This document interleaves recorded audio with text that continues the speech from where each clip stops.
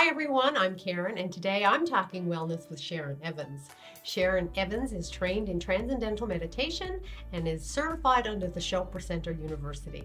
Sharon is the owner and operator of Siva Meditation, and today she is going to help you understand meditation a little better and explain the health benefits.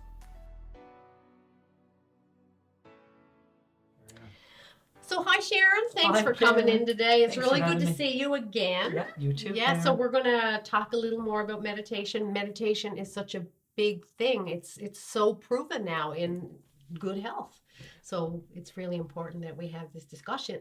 So why don't we talk a little bit about meditation, maybe some of the misbeliefs, or sometimes people aren't quite on board. So what would you say about that? I'd say you're correct on some counts, definitely. It's new to Western society.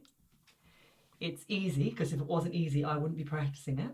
Most people who know me know that I'm all about taking the easy way or the back road and sauntering around rather than going full force into anything. So, the technique is simple to incorporate into your daily life, but like you just said, some of the myths surrounding meditation is that it's hard and you've got to carve out this schedule around it, and you have to carve out a bit of time. You have to sit and close your eyes and repeat a mantra and be peaceful and joyful and happy. I mean, it doesn't sound too hard, does it? So what if I said to you, I'm a little hyper, I've always been hyper, maybe a little attention deficit disorder.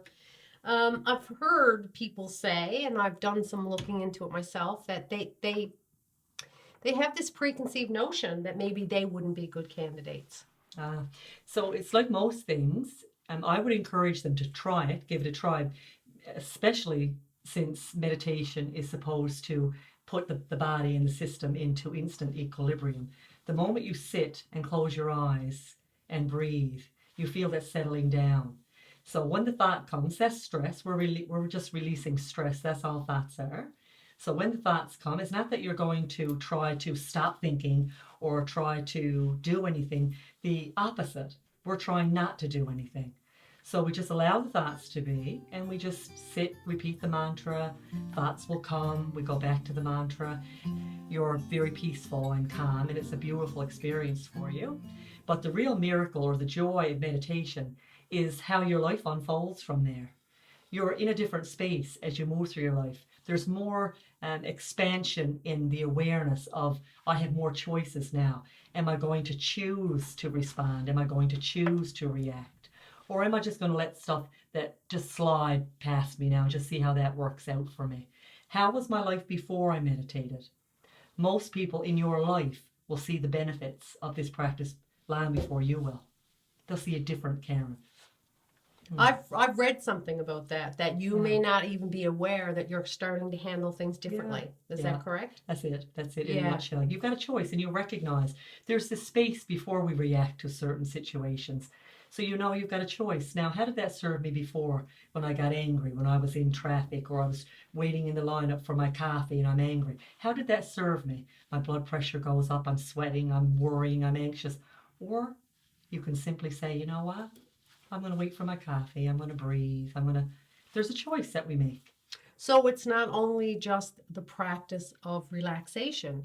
You actually move forward with clearer thinking, yes, and better decision making. Conscious decision making, recognizing that your choices determine your reality. Yeah. Anything going on in my reality, I can blame it on being attention deficit, I'm hyper, or I can say, I'm going to take on this technique now and just give it a try. I'm going to try to incorporate meditation practice to see how that rolls, how my life falls from there. And it's not something that may work, might affect you 100%. It's your heart rate is going to slow down, your breathing slows, your body shifts into a state of equilibrium. Everything, we're designed to be in homeostasis. So when we're in homeostasis, everything is self-regulating. But we're on this treadmill in our wake life. We're beating the clock all the time. And I can relate to that, because today, even to get here, I was on kind of a short timetable. And everything I did took me extra. Can I do your pulse? No, I'm just kidding. Good luck finding a pulse, eh? Meditation is the greatest gift I have ever received without asking for it. I've probably said to people, meditation saved my life. So Sharon, as I said earlier, I have gone to her retreats. She has retreats. We'll talk about that in a little bit. And I've done some behind the scenes, I guess, research on meditation myself because I'm very interested. And I can't imagine anything more important that you could incorporate into your life because it really changes everything. It changes your sleep patterns. It changes your mental health. And we're so stressed today. Like society has changed, and we're always in a hurry. We're consumed with thought. We are. Our society is thought orientated, and we also recognize change our thoughts, change our reality. We're manifesting our reality simply by our thoughts. So what a meditation practice allows us to do is to choose better thoughts. Exactly. So if you've gotten up and you're doing the poor me and I wish they hadn't done that and you're angry all day, well, guess what? You wasted your day with negative thinking. I guess this is a really good way to be more aware and mindful of the more positive things. And if you're thinking positive things all day, think about it. Are you going to have a bad tummy? Probably not, because you're more relaxed. So spontaneous action is what we want, spontaneous responses. We want this meditation practice over time encourages a person to be spontaneously in that right space simply by choosing it. So by saying this has to be self-serving. I have to be in total awareness in order to receive total health. Doesn't mean we're perfect and we're on this perfect scale all the time. Sure, we slip back and forth, but the awareness component is there. It's huge. I'm aware now that I'm thinking a negative thought. And how is that going to serve me? Exactly. It's going to serve me. It's going to show up as an illness, a headache, an upset tummy, maybe whatever it is. It's going to show up in our overall health. So Sharon, here's something interesting for the people who are watching. Most people think that, you have to spend 20 minutes a day, or that, is there a simple approach, like maybe even start with, say, some deep breathing so that you can train the muscle? It's a muscle training. Yeah. That's what they compare it to, so that you can actually get this physiological response that tends to happen after you keep practicing. So I guess my original question is, does it take a lot of time? Do you need a big commitment, or is there some simple way that you can start to bring this into your life? Great question, Karen. It depends really on what you want to see manifested in your life. So if you would like to see your health improve, your relationships improve, your sleep patterns improve, then you carve out a little time each day. The technique that I teach or that I lead, you start out, and I'll give you the technique so you get the education, you get the experience while you're with me. Then you go home and you carve out a little bit of time. So there's, like anything that we practice, we start maybe with 5 minutes in the morning, if that's what you've got before you start your day, before you, even before you click your kettle or turn on your electronics. Use the washroom, get yourself prepared, sit for 5 minutes. Repeat a mantra. What is a mantra? Mantra is a Sanskrit word that means vehicle of the mind. So when we close our eyes and we sit quietly and we repeat a mantra, the mantra is a vehicle that takes us beyond thought, and it transcends thought. So it gets us in that space where all creativity and all bliss is found. And then when we open our eyes after repeating the mantra and we go about our daily life, some of that residual bliss is present with us. Is there some little tip that they can take away from this today that could get them started to understand, even like just focusing on the breath? Yes, I understand.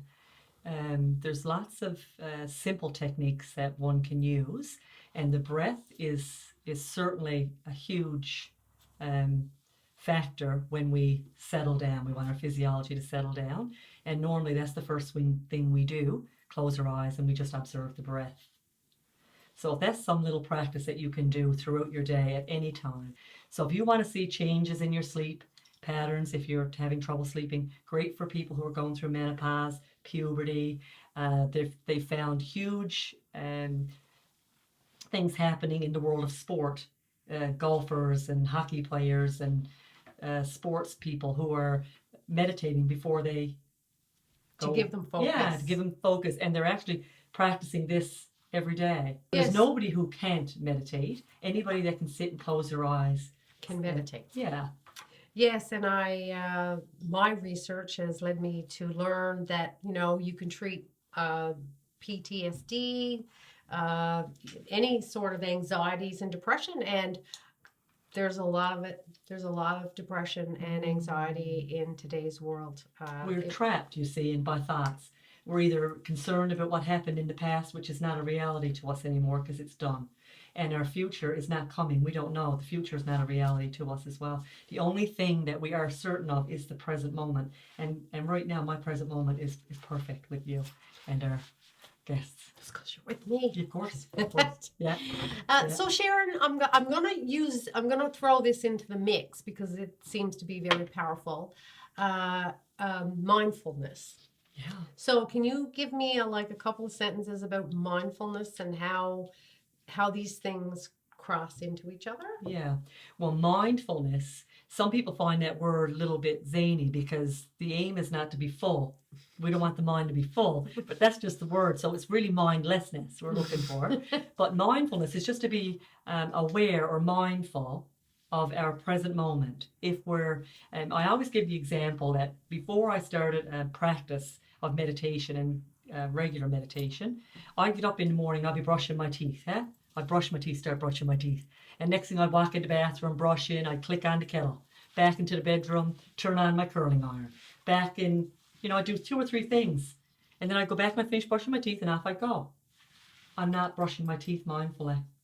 So you're not being aware. Brush, you're not brush. taking in. You're not taking in what you're doing. So present moment, I'm brushing my teeth.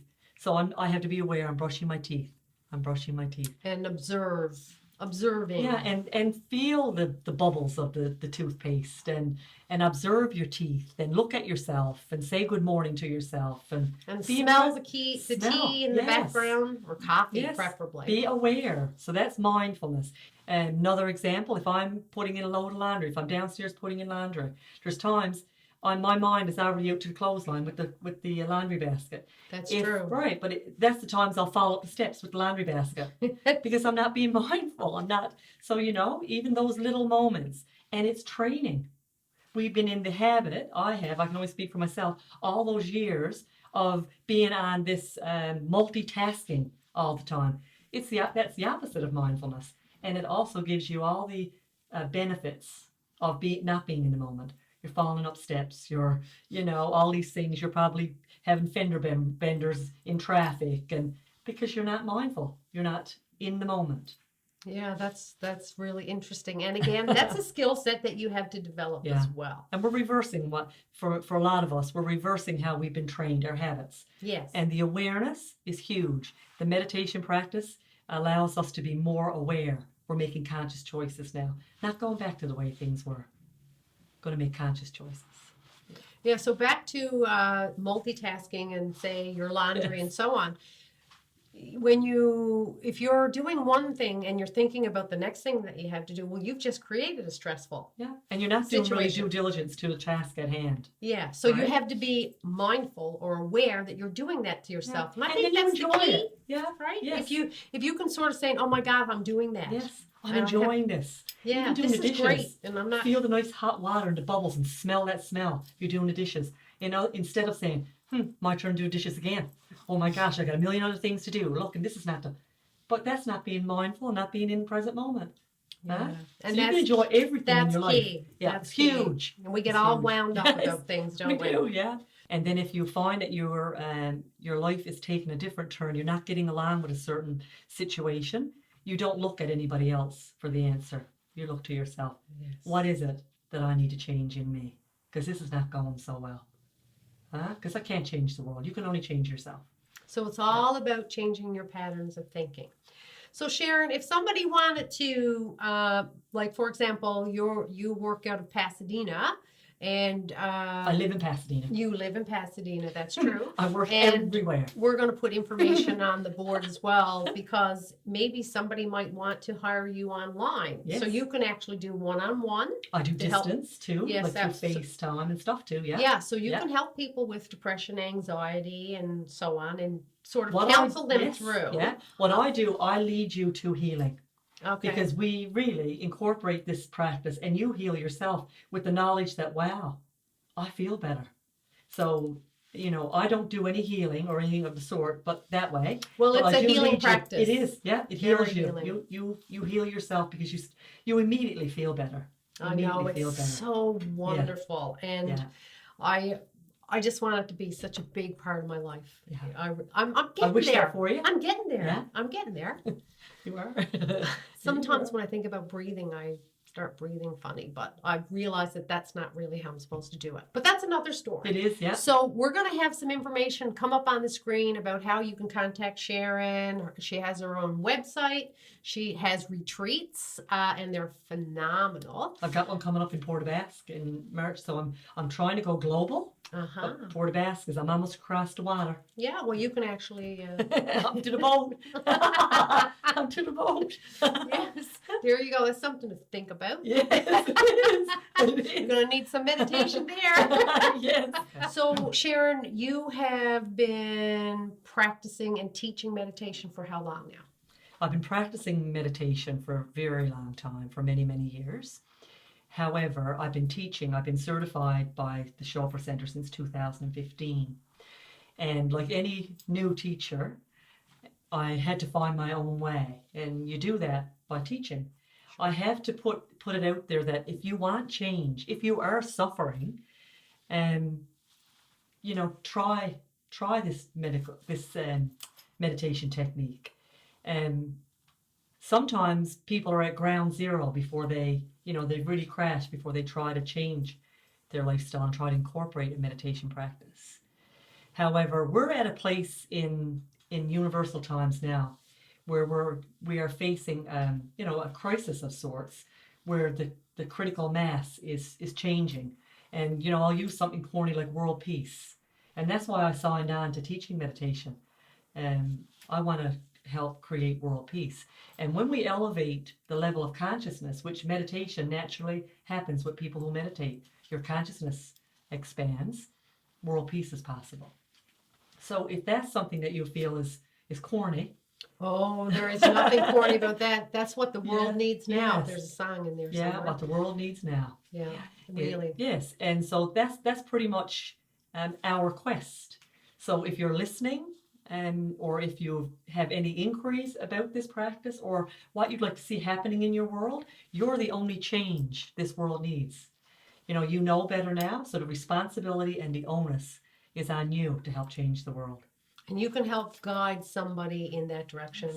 Simply by being in that space, simply by being present and following a meditation practice allows you to move through your life in a certain style that others can identify with, or other people can look at and say, I wonder what she does, or I wonder what he does that allows him to be that way. And one of my somebody that I follow, a leader, spiritual leader, says, watch me, just watch me. Absolutely. That's the best training of all. It is. So, Sharon, we're going to wrap things up.